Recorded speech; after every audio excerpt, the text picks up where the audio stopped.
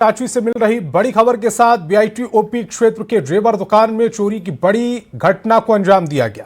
Car से आए चोरों ने करीब 65,42,000 रुपए के सोने चांदी के जेवरात और कैश चोरी कर फरार हो गए। चोरी में 295 ग्राम से अधिक सोना, 11 किलो 396 ग्राम चांदी और 6,000 रुपए कैश शामिल है। पूरी घटना सीसीटीवी कैमरे में कैद हो गई। दुकान संचालक पशुपतिनाथ सोनी की शिकायत पर पुलिस मामला दर्ज कर आगे की जांच में जुट गई है। वहीं ज्वेलर्स एसोसिएशन ने घटना की निंदा करते हुए आरोपियों की गिरफ्तारी की जल्द मांग की है।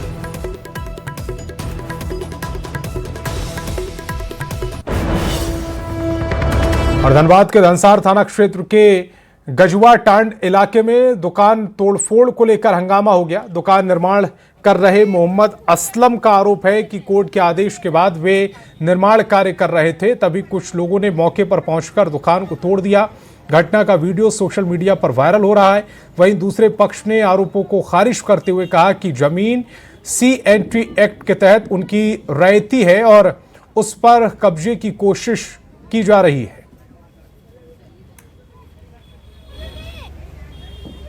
शांतिपूर्वक काम हो रहा था और 1:30 बजे के करीब जब टिफिन का टाइम हुआ, वर्कर पीछे खाना खाने गए, हम लोग घर खाना खाने गए, तब बिपिन, छोटू और उसके भाई जो गजुआ ताड़ के रहने वाले हैं और साथ में और भी काफ़ी लोग थे।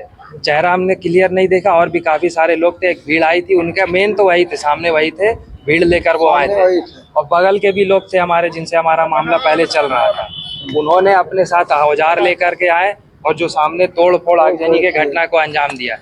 ये खतियान जो है, ये पारुल महतो का नाम से खतियान है। ये हम लोग का ये खतियान बहुत पुराना खतियान है, 1932 से पहले का खतियान है। अगर बुद्धू मियाँ अगर इस खतियान से ज़मीन लिए हैं तो हमको पेपर दिखा दें। हम लोग कई बार उनको जाके बोले हैं कि भैया अगर आप लिए हैं तो हम लोग को पेपर दिखाइए। तो हमको समय दिए थे, आश्वासन दिए थे कि हाँ ठीक है, हम लोग को समय दिया जाए, हम लोग पेपर दिखा देंगे। लेकिन वो लोग जबरन काम कर रहा है प्लॉट पर कि हम लोग मना करने के बावजूद भी वो लोग जबरदस्ती काम किया जा रहा है। और जमशेदपुर से बड़ी खबर मिल रही है, जहां बिष्टुपुर थाना क्षेत्र में पारिवारिक विवाद से परेशान एक बुजुर्ग ने कथित तौर पर खुद को आग लगाकर जान देने की कोशिश की। हालांकि मौके पर मौजूद लोगों ने काफी कोशिश के बाद आग पर काबू पाया, लेकिन बुजुर्ग तब तक गंभीर रूप से झुलस गए। सूचना पाकर मौके पर पुलिस पहुंची और घायल बुजुर्ग को तत्काल इलाज के लिए टाटा मेन हॉस्पिटल पहुंचाया, जहां उनकी स्थिति गंभीर बताई जा रही है। जमशेदपुर के धतकीडी के रहने वाले एक व्यक्ति ने आज अपने शरीर पर पेट्रोल डालकर अपने शरीर को आग के हवाले कर दिया। इसी चौक पर आप देख सकते हैं, धतकीडी ये चौक है, यहीं पर उसने बोतल में पेट्रोल लाया और उसके बाद अपने शरीर पर पेट्रोल डाला और उसके बाद माची से अपने शरीर में आग लगा लिया और उसके बाद वो लगभग 100 से 200 मीटर दौड़ते हुए यहाँ आया। देखिए यहाँ पर इसकी चप्पलें रखी हुई है और उसके बाद यहाँ जो पेट्रोल की बोतल है वो पेट्रोल की बोतल रखी हुई है और उसके बाद उसके जो कपड़े हैं और सांस है वो पूरी तरह से जलकर यहाँ पर देखिए टंगे हुए हैं।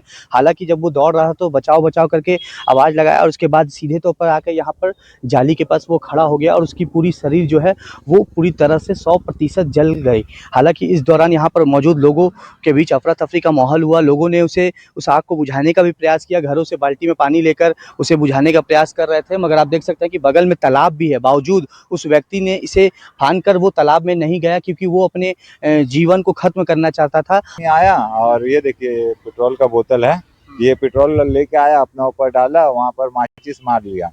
तो हम लोग को एक आदमी बैक वाला बोला भैया आदमी वहाँ पर जो पेट्रोल डाल रहा, देखिए माचिस मारेगा। जब तक हम आते आते देखे जल रहा है तो हम गए सर, पानी भरे 2 टीना अपना लाके पानी से बुता है, लगभग 70% जल चुका है।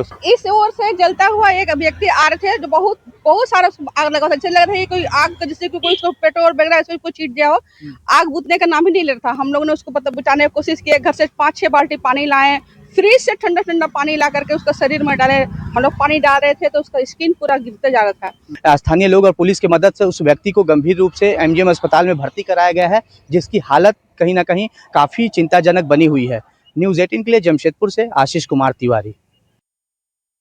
और हजारीबाग में यातायात नियमों की अनदेखी का एक चिंताजनक मामला सामने आया। बरही से बड़का गांव जा रही एक पिकअप वैन में क्षमता से अधिक मजदूरों को ले जाया जा रहा था। वाहन के अंदर जगह नहीं मिलने पर कई महिलाएं पीछे लटक कर सफर कर रही थी, जबकि दर्जनों लोग छत पर बैठे थे।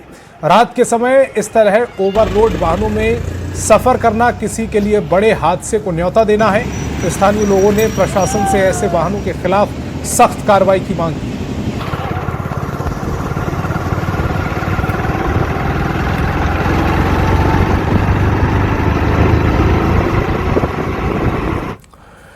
और मुख्यमंत्री हेमंत सोरेन ने नीति आयोग की बैठक में केंद्र सरकार से कुछ मांगे की, जिस पर बीजेपी ने सवाल उठाए। प्रदेश प्रवक्ता अजय साहा ने जल जीवन मिशन और डीएमएफटी फंड को लेकर राज्य सरकार को घेरा है।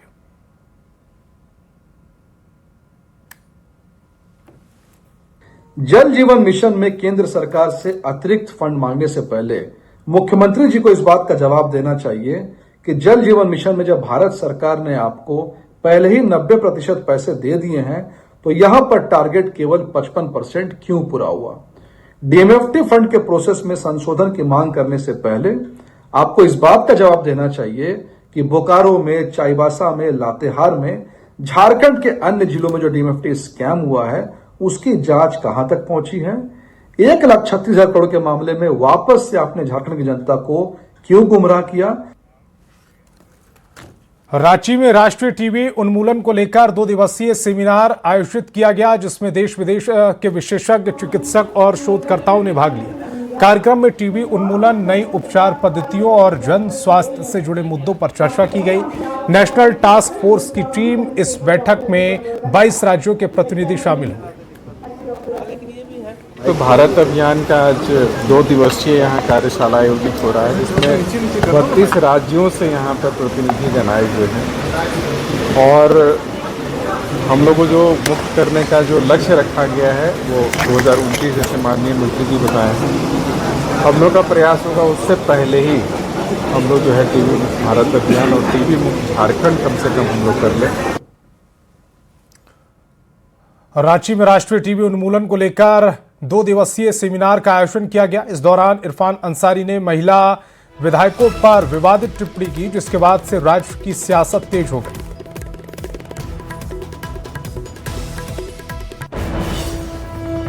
महिला विधायक, बाप रे बाप, चमक हम देखे ना, जो चमक हम देखे, हमने क्या है जी, क्यों हंस रहे हो इतना?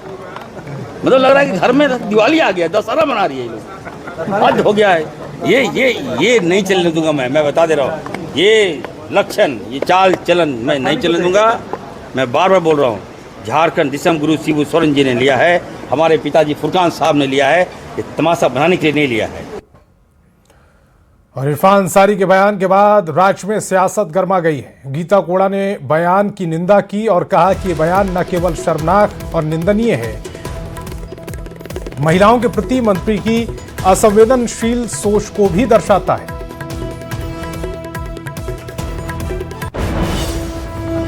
डॉक्टर इरफान अंसारी का महिलाओं को लेकर के जो टिप्पणी आई है, मैं इस पर कड़ा आपत्ति व्यक्त करती हूँ। इनको ना लूर है, ना ढंग है, ना ही इन महिलाओं के प्रति इनका सम्मान है। इस तरह की बयानबाजी इनकी मानसिक संतुलन बिगड़ गई है, इस बात को दर्शाता है।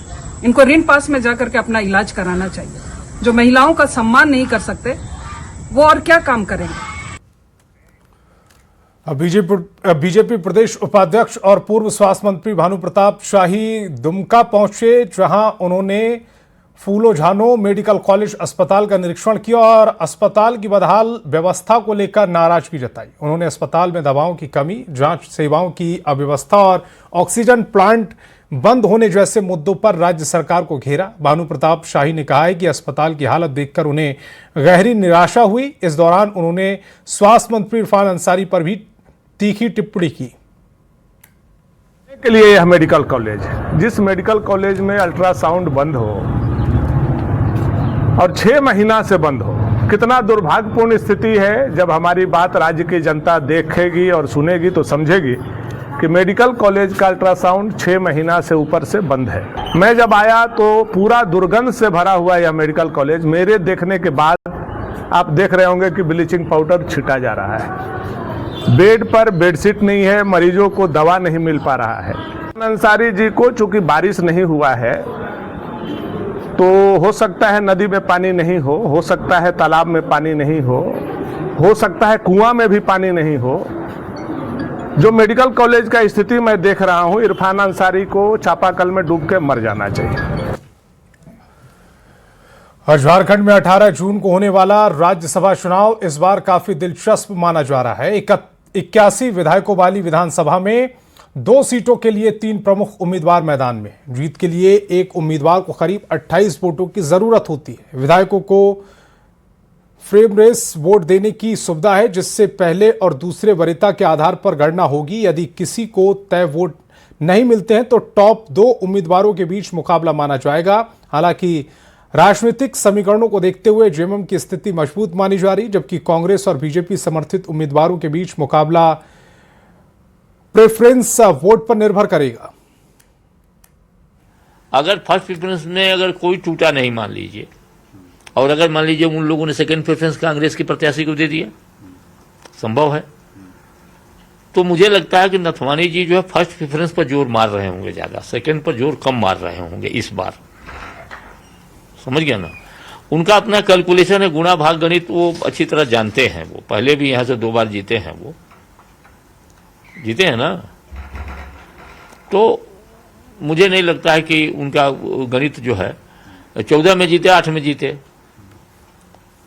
उसके बाद तो चले गए थे आंध्र प्रदेश। तो अपना हिसाब किताब बैठा के ही वो आए होंगे। तो 2 उम्मीदवार को ही चुनाव जीतना है, तो 34 विधायक जेएमएम के ऑलरेडी हैं, तो उनका एक विधायक चुनाव जीतेगा ही, इसमें कोई डाउट नहीं है। उसके बाद एक उम्मीदवार को और जीतना है। अब उसमें जिसका ज़्यादा प्रथम वरीयता का मत होगा वही चुनाव जीतेगा। राज्यसभा चुनाव में प्रत्याशी की संख्या अगर सीटों की संख्या से ज्यादा हो जाए तो यह पूरी तरह शतरंज की एक बिसात बन जाती है। बता दें कि विधानसभा की कुल क्षमता का 1/3 + 1 वोट जीत के लिए बेहद जरूरी है, लेकिन दूसरे उम्मीदवारों के लिए फर्स्ट प्रेफरेंस और सेकेंड प्रेफरेंस के वोट काफी मायने रखते हैं। कैमरा प्रभाकर के साथ संजय कुमार सिन्हा, न्यूज़ 18 रांची। जमशेदपुर में बीजेपी की ओर से प्रेस वार्ता किया गया, जिसमें प्रदेश अध्यक्ष आदित्य साहू ने कहा कि प्रधानमंत्री नरेंद्र मोदी के नेतृत्व में केंद्र सरकार ने 12 सालों में सेवा, सुशासन और गरीब कल्याण के लिए कई काम किए। उन्होंने आयुष्मान भारत, प्रधानमंत्री किसान सम्मान निधि, प्रधानमंत्री आवास योजना, उज्ज्वला योजना और जल जीवन मिशन जैसी योजनाओं का जिक्र किया। प्रदेश अध्यक्ष ने कहा कि इन योजनाओं से गरीबों, किसानों और महिलाओं को सीधा लाभ मिला है।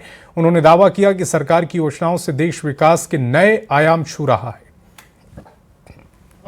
डिजाइन किया किसान सम्मान निधि योजना के माध्यम से लगभग 11 करोड़ किसानों को आज 2-2 हजार रुपया प्रत्येक 4 महीना, साल में 6,000 रुपया देने का काम कर रहा है। विश्वास के मंत्र को सिर्फ एक नारा ही नहीं बल्कि इसे जन आंदोलन बनाने का काम किया। सबका साथ, सबका विकास, सबका विश्वास, सबका प्रयास के भाव से किसी के साथ कोई भेदभाव नहीं।